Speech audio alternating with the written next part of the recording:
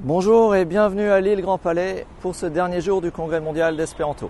Je vais vous faire découvrir l'île Grand Palais, l'ambiance qui règne ici et également quelques traits spécifiques de notre communication. Nous avons passé une semaine assez extraordinaire, ma fille Amy et moi, puisqu'elle était guide touristique à 16 ans dans la vieille ville de Boulogne.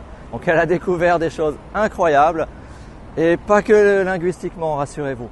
C'était surtout une expérience humaine puisqu'elle avait à gérer des groupes d'humains qui ne sont pas forcément très disciplinés.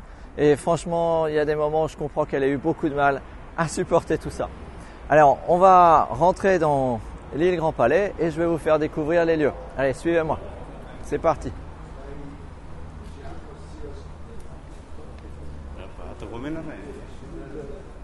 Alors, l'île Grand Palais, c'est un édifice énorme dans lequel même les organisateurs, comme moi, se perdent.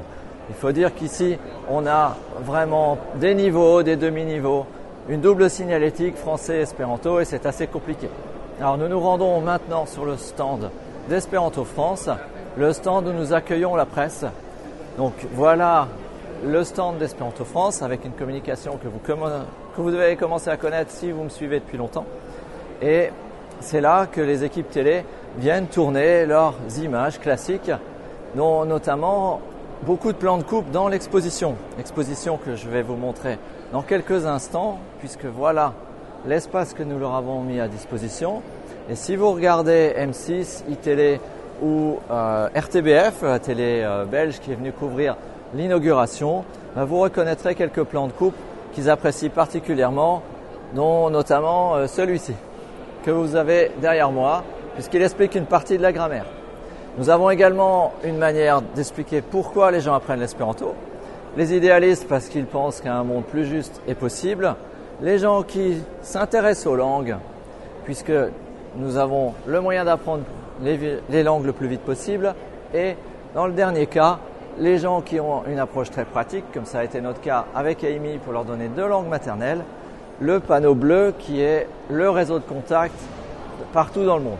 Alors, on va aller maintenant à la boutique d'Espéranto France qui a une longue file d'attente et vous allez vous rendre compte que nous vendons des cartes postales, des drapeaux et également des t-shirts. Alors, les t-shirts ont eu un grand succès puisqu'ils sont presque tous épuisés, notamment le spécifique pour les hommes est épuisé, celui avec la terre qui disait « j'étais là, vous étiez là ». Vous étiez à Lille pour ce 100e congrès mondial. Donc la boutique, c'est un peu de la folie et mardi, on a mis 1h30 à résorber la queue des gens qui étaient ici. Donc un congrès mondial, c'est beaucoup de bruit, c'est beaucoup de gens, c'est une forte pression pour ceux qui sont à l'accueil, qui se trouvent juste derrière moi et qui doivent répondre à toutes sortes de questions. Ce sont des bénévoles qui sont là 20 heures par jour, allez peut-être un peu moins, mais je peux vous assurer qu'on a peu dormi durant ce congrès. Allez, on va monter, on va se rendre dans les étages pour que vous ayez un peu plus de l'ambiance du congrès, puisque les stands d'en bas sont accessibles sans badge.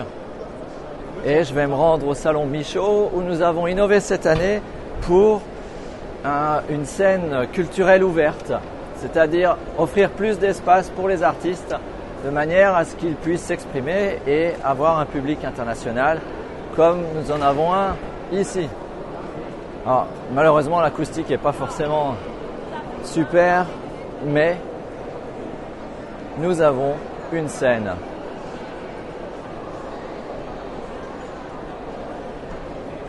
Donc derrière moi va se produire un groupe de jeunes polonaises et vous voyez qu'on est dans un espace qui favorise les contacts, qui permet aux gens de toute nationalité, puisque nous en avons plus de 80 ici présentes, de se rencontrer, de prendre connaissance, d'utiliser les numéros d'inscription pour retrouver les coordonnées qu'on a dans le bouquin. Donc une expérience centenaire qui fonctionne, des méthodes qui ont fait leurs preuves et une dose de nouveautés comme cette diffusion par Internet en direct que j'ai assurée dimanche dernier pour la cérémonie d'ouverture. Alors, on va aller voir un peu plus une des salles.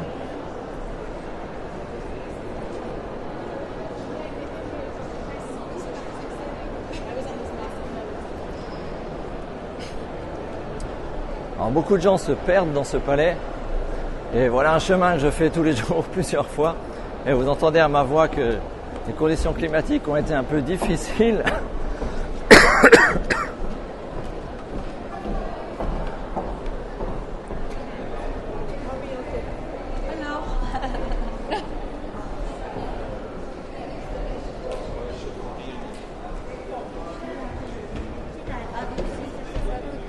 Salut.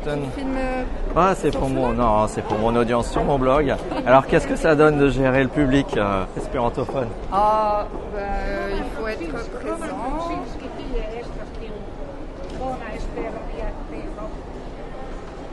Nous avons un exemple en direct de la gestion des flux internationaux et des gens qui se perdent dans le palais. Donc, c'est dur, hein? Oui, c'est dur, non? Mais bon, oui, il faut être Une présent, rude il faut semaine. être patient, il faut gérer l'agressivité de quelques personnes, mais c'est vraiment une minorité. Il y a trop...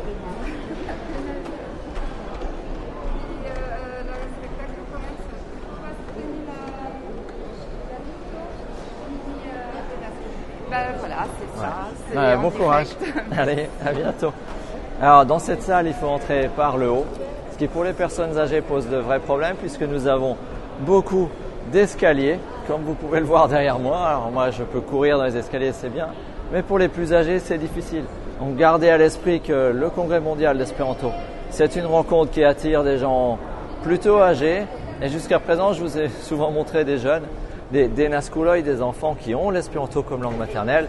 Mais ici, on n'en a pas beaucoup puisqu'ils sont à Villeneuve d'Ascq, ils sont dans un autre endroit, entre eux, où ils sont en train de camper puisque ce sont les scouts verts à la Veldreiskordtoy qui s'occupent de l'organisation cette année. Allez, on continue, je continue la visite et on va aller faire un tour au Libro Servo. L'endroit où vous pouvez acheter des livres. Alors c'est pas forcément le meilleur moment puisque le vendredi, tous leurs stocks ont été épuisés, au moins pour les livres qui se vendent le mieux.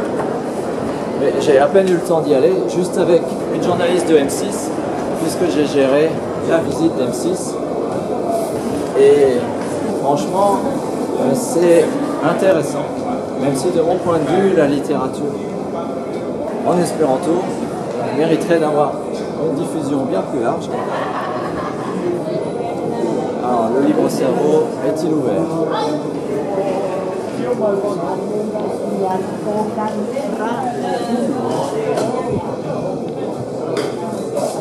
Le Libro Servo est ouvert.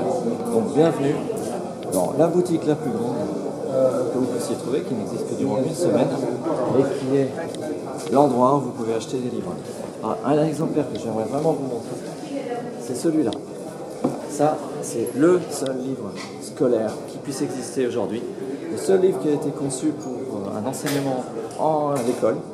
Et ce sont les Brésiliens qui sont sur le point d'introduire dans leur système d'enseignement avec un livre pour l'enseignant et un livre pour l'élève.